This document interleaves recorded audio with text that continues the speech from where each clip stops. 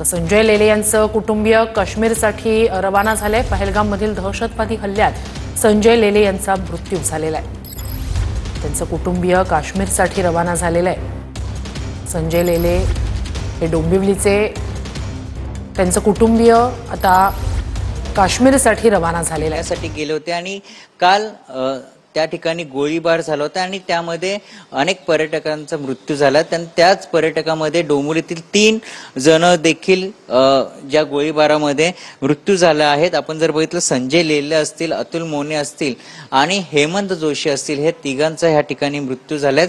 सध्या डोंबिवलीमध्ये शोककळा पसरल्या आहेत। मी संजय लेले यांच्या इमारतीमध्ये आहेत, डोंबिवली परिसरामधील सुभाष टेकडी ह्या भागा परिसरामध्ये श्री विजया श्री या अपार्टमेंटमध्ये ते दुसऱ्या मजल्यावर आपल्या कुटुंबासोबत राहतात। आई, वडील, पत्नी आणि त्यांचा मुलगा ह्या संजय लेलेचं कुटुंब ह्या ठिकाणी राहत होतं। संजय लेले हे मुंबईमध्ये कार्यरत होते, मात्र पर्यटक म्हणजे काश्मीर फिरण्यासाठी ते गेले होते। मात्र कालच्या भ्याड हल्ल्यामध्ये त्यांचा दुर्दैवी मृत्यू झाला आहे।